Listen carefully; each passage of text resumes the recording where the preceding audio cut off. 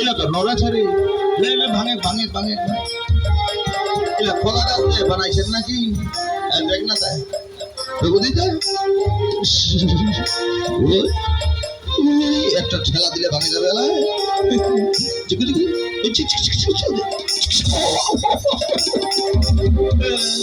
এটা হচ্ছে আসলের মিলিয়ার এদিকে এদিকে এদিকে ছেলেটা এই ছেলেটাকে মারতে হবে আসলে তোমার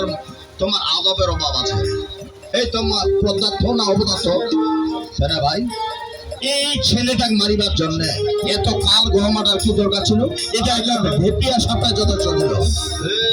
80 মনের কথার পাঁচ চাপা দিয়ে মারিবা পারিনি মারে দেবো আর 1000 টাকা এই শোনো শোনো শোনো মহারাজকে খবরটা দিয়ে দাও যে ছেলেটা মরে গেছে আরে খবরটা দিয়ে দাও এই আগত মারে না না না না এটা কোনো ফ্যাক্ট নাই যাও যাও যাও যাও খবর দিয়ে দাও আচ্ছা ঠিক আছে আমরা খবর দিয়ে দেখলাম এই বাউ কে এই ওট কে সাপুরে ভাই তুমি এসেছো সাপ নিয়ে এসেছো বুঝি হ্যাঁ আমাকে মারতে চাও বেশ আমাকে মারো এই তোর বাপ তো মারিবা চায় থাকে না সাপুরে ভাই আমি হরির নাম কৃষ্ণ নাম গাই বলে আমার পরম পূজনীয় বাবা আমার মারতে চায় না ওইটা হরিনাম বাদ দিয়ে দে তুমিও বলছো আমায় কৃষ্ণ নাম বাদ দিতে আমি কখনো পারবো না আমি মরতে হলে মরবো কখনো হরিনাম ত্যাগ করতে পারবো না এই বাপের কথা অমান্য পিতার কথা অমান্য হ্যাঁ এই হ্যাঁ সর্বতুল্য তুল্য বাবার কথা অমান্য এই অমান্য এই অমান্য এই আমাকে ছেঁকা মারছিস এইখানে বস বস বস হ্যাঁ চুপচাপ থাকবি আর সর্ব বের করে তোকে এখন মৃত্যু দেবো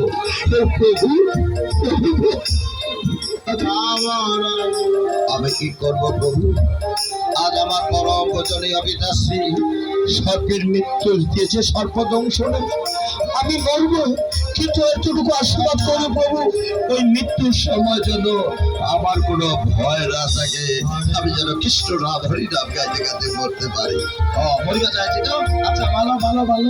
মারি দিন আরে মারি দিলে আরো 500 টাকা পান যার ছোঁয়া তার ধরন না মুরগি ভালো ভালো ভালো মরতে যাচ্ছিস ভালো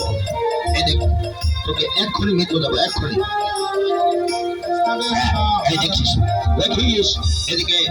বলার একবার এক চিত্রে কৃষ্ণ নাম গিয়ে চলেছে আর অন্যদিকে সাপুরে যারা সর্ব বের করে সত্যি হতে মৃত্যু দেবে সেটাকে কাজ করে চলছে হরি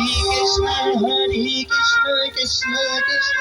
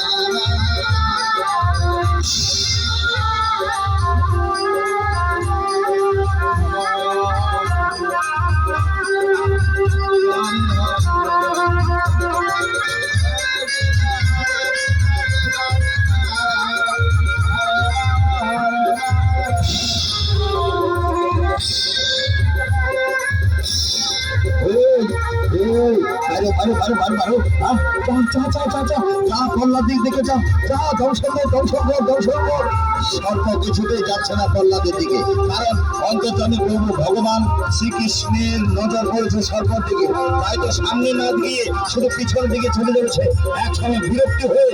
সর্পকে রেখে সাপুরে বিদায় যখন যাচ্ছে মেরে দিস চাই